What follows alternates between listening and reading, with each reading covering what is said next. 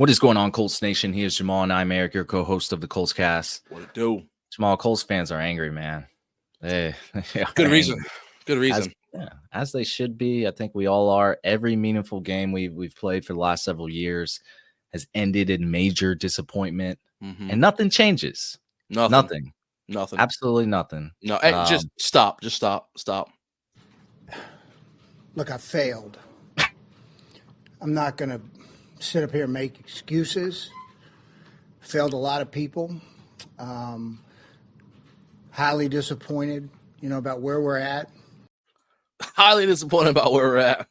Man, sounds like echoes in here. I wonder what he's gonna say during the MSC. It's Chris Ballard, ladies and gentlemen. The cycle is just gonna continue. I mean, until there's some change, the mediocrity pendulum swings closer to the center, and we just sit there and accept it because this front office keeps distracting us when the lights are on, the cameras are on, and get our hopes up for the next season.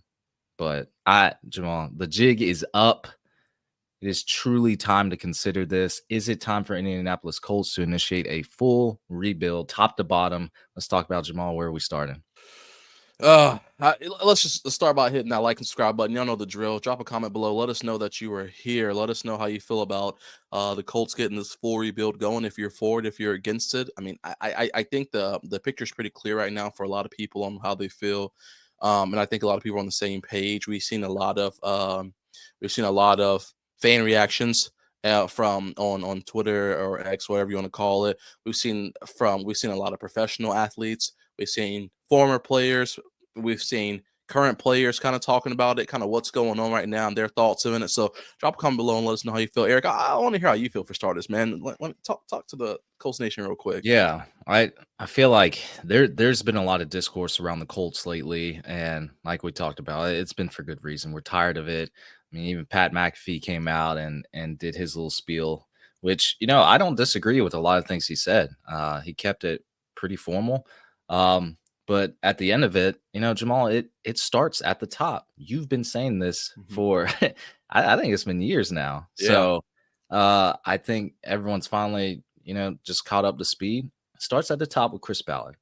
We're talking no division titles, one postseason victory, countless disappointing losses, a myriad of quarterbacks starting, 3 different head coaches, 5, I think, if you consider the interim head coaches, reluctancy to add talent in free agency. Just think about this. Every other GM in the AFC South has won the AFC South title at least twice since he's been hired. And we have 0 to show for it in the last 8 years. If that's not enough to get you packing and get you out the door, I don't know what is. I don't know what's going to change. And we've seen the players comment. We've even seen like Shane Steichen. I might be out on him too. Like, so it doesn't end at Ballard. Gus Bradley. We only had to talk that man shouldn't have been on the plane back. Get Jim Bob Cooter out. Like, just honestly, I'm tired of Shane Steichen now too. He's starting to give me Frank Wright vibes. The comment he made where he said his guys because what happened? It was about his players not being on time to meetings and things like that. And he said, look, guys aren't going to be on time all the time, but they're held to a standard that's discussed in house after acknowledging that players are late to meetings. That doesn't fly with me. They should be on time all the time. When I go into work, I have to be on time all the time. Most people do. This is the standard that the head coach is supposed to stand on. And it's evident that players have been checked out this entire season. I mean, we're obviously not giving full effort every Sunday. Let's be honest here. Anthony Richardson has not progressed. He taps out. Like, he thinks it's okay to tap out of a football game as the leader of your football team. Really, maybe we shouldn't be looking at AR for that. Maybe we should be looking at this coaching staff that allowed this to happen, that enabled him. What in God's name, made that okay for the quarterback to tap out of a game because they were tired? So, man, that's such a... I said a lot. You did. I know. And I hope I can kind of just tag a little bit of everything you said. So I think I'm going to work backwards here for starters. So I will say the Richardson tapping out thing obviously is a no go. That just can't happen across the board. And while I do think that coaching staff does deserve a lot of the uh, the blame for that because they clearly have allowed that to happen. Whether that be for the meetings and and even leading into the whole process of getting him on board. I have to also take a step back and think that like this culture can only have been allowed by everybody in the building. I know you mentioned that, like you said, when you go to work, the managers have to, kind of set the tempo and say, hey, listen, this is where we're going from here. But your managers are getting stuff from their bosses or the CEOs or whatever the companies, which will be the Chris Ballards. So and I say that because I just want to point out the fact that when Frank Reich was here, like you mentioned, we were getting the same BS, like subpar interviews or this in-house stuff, someone to kind of trickle and take the blame. See the same thing with Shane Steichen. Does that mean that Shane Steichen's a good coach? No, I'm not saying that. What I'm saying is that these two kind of go hand in hand when it comes to what we've noticed about two coaches seemingly taking the blame for everything that's going on and trying to like CYA and cover everything and Yeah. without having to have the PR skills to say, all right, this is how we can get you out of this tank right here, which is why I hate the fact that someone like Ballard gets to hide behind the mask nonstop because it doesn't matter. He doesn't have to get out there and talk to me. That's not his job to get out there and talk to me. And I get that. Anytime something happens, you don't have to have the president or CEO of the company come step out anytime some incident happens.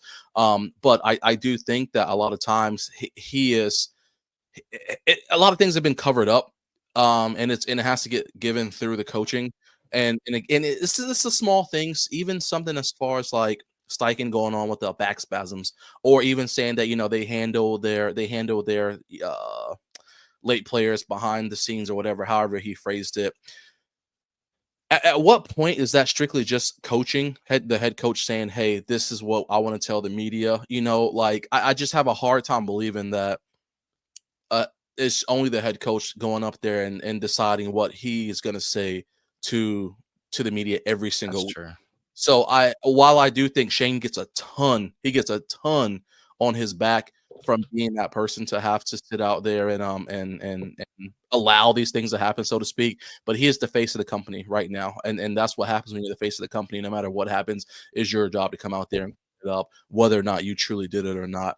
And last thing I want to touch on, I will say that about the McAfee thing. While I did agree with a ton of what McAfee said, I really did.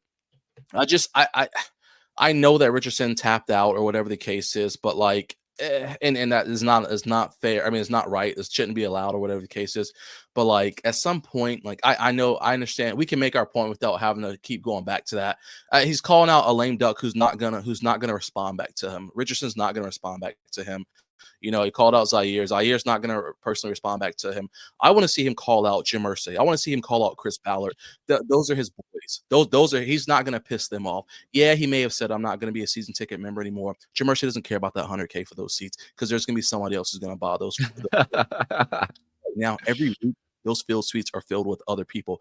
Pat McAfee, even though his suite obviously is always there, if he doesn't go ahead and get it renewed this year, all the other field suites around them are always full with other people. So it's gonna sell. So I think he even mentioned, like even on his show the other day, he started off by saying, hey, I like Ballard and so on and so forth. So I knew what time it was right there. I knew he wasn't going to say anything bad about these guys because he's friends with them. He's actually legitimate friends with him. He's not friends with Richardson. He's not friends with Zaire. And I'm not sitting here taking Zaire's back or anything like that because Zaire's a clown too for the stuff he said. I'll keep it a buck. I keep it a buck with that. But I will say that it's kind of frustrating whenever I see someone like McAfee, who I think is for the Colts 100%, but he's still calling out a 20-something-year-old who still having to learn, and he does clearly not gotten set up for success. And Ballard was the front runner for him. He's the one who went to bat for him. He said, "Hey, this is our guy," whatever the case is. But then we're not gonna talk about Jim Irsay. I don't know, man. I can twist the words however I want to, pretty much. But the point I'm trying to make is that I just hate the fact that we're still beating up on, we're beating a dead horse with some of this stuff, but we're not willing to address some of the other problems. And sure, he might have said with Schefter at the end, hey, we don't know who run the team right now. We're assuming that Jim still makes a thing. But that was the end of that conversation. They killed it after that. Be a man and talk about it, how you talked about Zaire and how you talked about AR name drop. Come on, let me hear this stuff. But I know them your boys, so I know it won't happen like that. I get it. What? Yo, you potting. You can't pot today. You got to be fair across the board, man. Like I said, I don't agree with what Zaire and them been doing. I only listen to their pod because I enjoy like sports. I enjoy kind of hearing insight. But I'll be the first person to tell you on their pod. And for those of y'all who haven't listened, when the Colts win, they talking crazy. It's all fun and games. Colts lose, they don't even talk about the game halftime. They're like, oh, we got to talk about. And I hate it. I hate that part. Like, so again.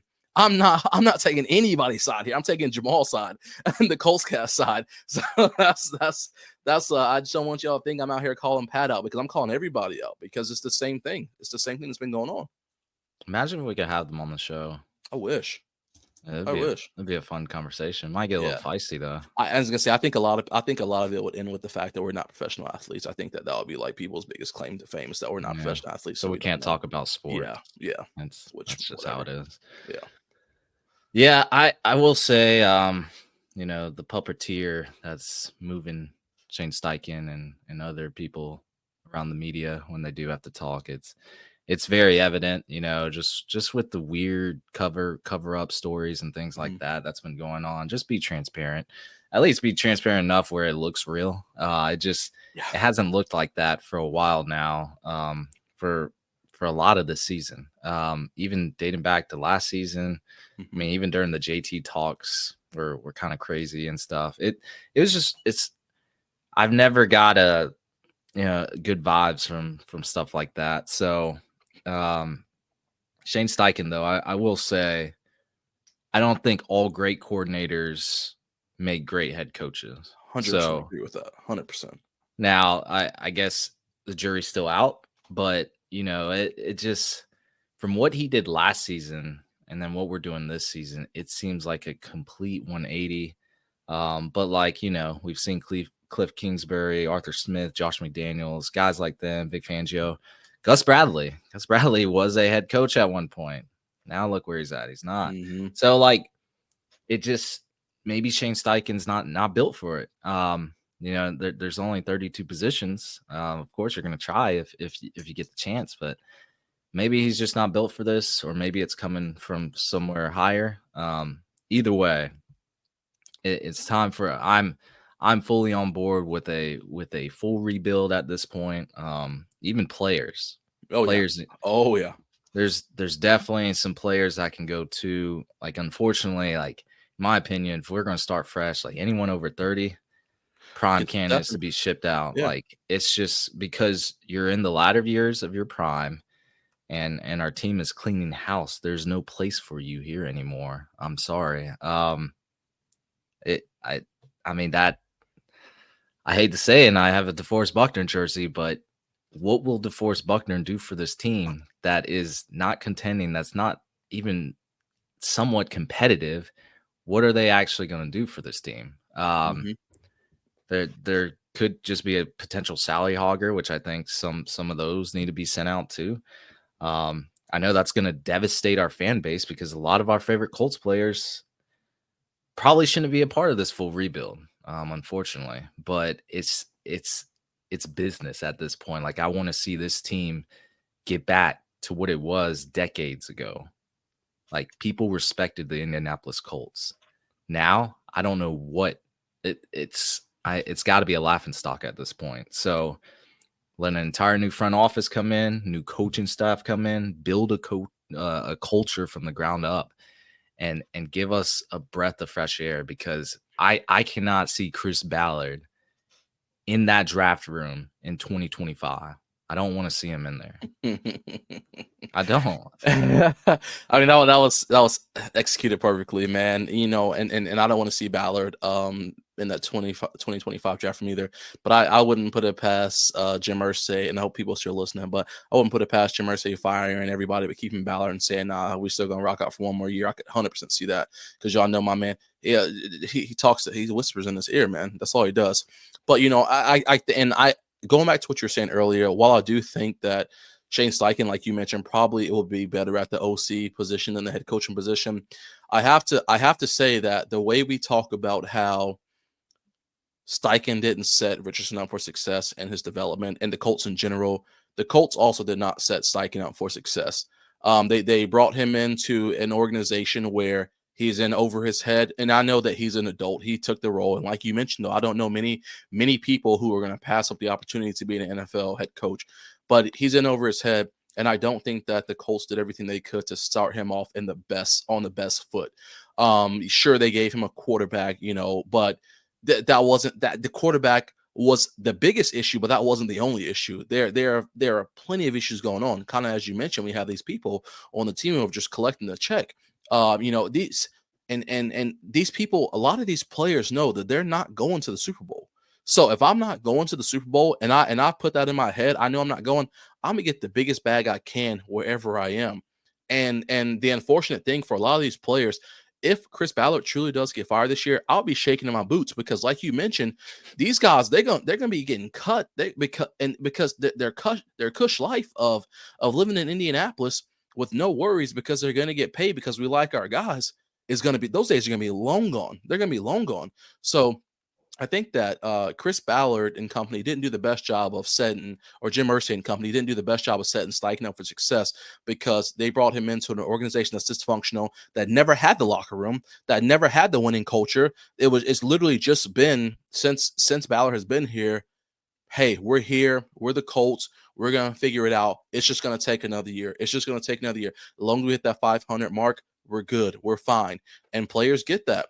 I said it over and over again, and I know I'm kind of getting off topic, so I'm going to try to stop, but we don't have dogs in this team. We don't have these people with killer instincts on our squad.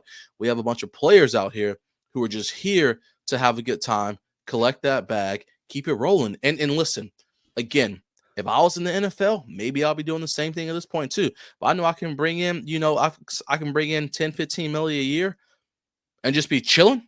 Why do I need to go harder, or take a pay cut to go to a team that's going to potentially get me a ring? What does that ring matter to me at the end of the day? Probably nothing. I don't know. My point I'm trying to make is that I think that just as much as we can say that Richardson got dealt a bad hand by getting Steichen, who's not developing him, I can say that Steichen got dealt a bad hand by the Colts, who aren't developing him. Steichen picked Richardson. He had a hand in picking Richardson. I know.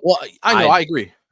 So look, you picked your guy. Like you basically got a clean slate at quarterback. Maybe. You don't always get put in the perfect situation, but we're here for results. Like I'm not here for a 7-10 record just to barely miss the playoffs. So fully agree. This guy's always injured. Like I don't know. It just, there's a lot of things that just confuse me. And back to where you're saying we just got players, Our leading receiver on the team is Alec Pierce with 35 catches, 767 yards, 6 touchdowns. He's the leader in touchdowns as well. We have a guy that's getting paid $24 million that's not leading this team. I don't, And then you have Michael Pittman Jr., who signed a 3-year contract, $70 million in March of 2024. And that's my point of what I'm saying, is that people crown these players who are not at the optimal position. Respectfully, everyone said before Pittman got this, everyone said it, and we can run the tapes back. We can do whatever we want. Top 10 receiver in the league. Top 10 receiver in the league. It just doesn't work like that. You haven't had anything around you to make you, just because we had quarterbacks who only ability they've had to do was to hit screen passes or catch quick or throw quick slants across the board to tack up these numbers to get 100 receptions every year, to get 1,000 receptions every year. So I don't even know if Michael Pittman Jr. has had a 10 touchdown season. I don't know if he has or not. I don't know. But I can tell you right now, if I look up the other top 10 receivers in the league right now, they're putting up crazy numbers with less receptions and more touchdowns. I'm leaving it at that because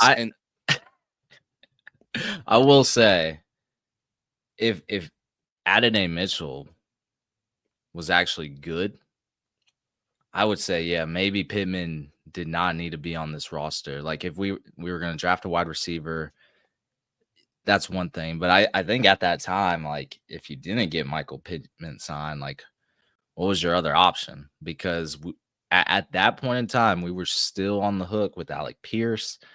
We had Josh Downs coming, but that's only one guy. We didn't really have a deep wide receiver core, so it was they had to make an offer. And Pittman got his bag. I mean, right time, right place. Yeah, 100%. But that's my point I'm getting at, man. Like, it's just that, again, we had somebody in the war room who is continuously year over year. We like our guys. We're going to draft our guys. We don't want to develop them into the best people. We don't want to pick the best people with the best position at the most optimal time. We want to pick the people who we think we can develop a little bit, who we can get a little diamond in the rough. We can get someone for a lesser amount and build into what we want to be, which works in some cases. I'm not saying you're always going to hit a home run because by picking a superstar out the gate. You're not. That's the reality of it. But at the time, I think that we still have opportunities in the war room to look at different wide receivers that are on the board. But we didn't. We neglected that because, hey, listen, it didn't matter because MPJ was getting 100 receptions every year. So it doesn't matter whether or not we had, because in everybody's mind, we had our wide receiver one, which again is why I continue to say that Colts fans and players too from the Colts have always said we have our wide receiver one. They don't say we have the wide receiver one. We have our possessives, our wide receiver one, not the wide receiver one, our wide receiver one. Because on the Colts, he was our wide receiver one. He ain't no more, but he was our wide receiver one. But on any other team, he wouldn't have been their wide receiver one. We've talked about this 110 times before. But yeah.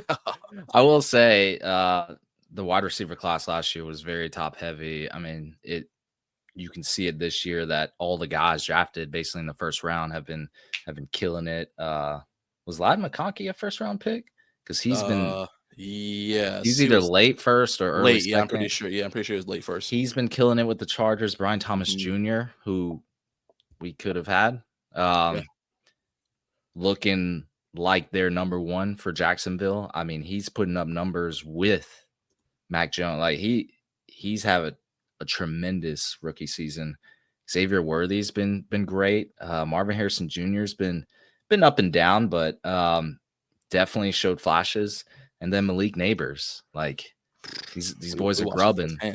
Yeah. So then you compare it to Adonai Mitchell. It's a bust right now. I mean, I hate to put that label on a guy, 1 year in, because they're rookies. Like they should have time to get better and progress their NFL career. Sure. But boy, there's only been like one or two flashes that I can remember of AD Mitchell right now. So we've had a long episode today, Jamal. I think you're in concurrence that it's time to strip this baby down. Take it down. Blow it all up. That's right. Get rid of everybody. Again, everyone's just going to get rid of everybody and start over. Get rid of the owner. Start over. I don't know. Sell the team. Do something. You got to do something because at this point, I know they're not doing that. But we do need to actually get rid of GM on down, and figure out the rest from here because it's out of control and it's not going to get any better. And again, and I think that, and I really am hoping that because McAfee has such a name that hopefully it'll be a wake up call for Irsay and company to maybe say, okay, maybe we need to relook at this. I obviously know that that's not the end all be all for the team, that just because McAfee says something doesn't mean it's going to happen, but we really need to have this extra people saying stuff and hearing stuff. So we can try to figure out what's going on. But yeah, that's all I got, man. I hear you, man. Hopefully just need some change, a breath of fresh air. I think Colts fans would be satisfied with that. Absolutely. That's going to be it for us, everyone. Thank you for listening to the Colts Cast. We are live on Apple Podcasts, Spotify, YouTube, or any platform you use to listen to podcasts. And we'll be back next time to give you some more Indianapolis Colts content. Take it easy. Take care.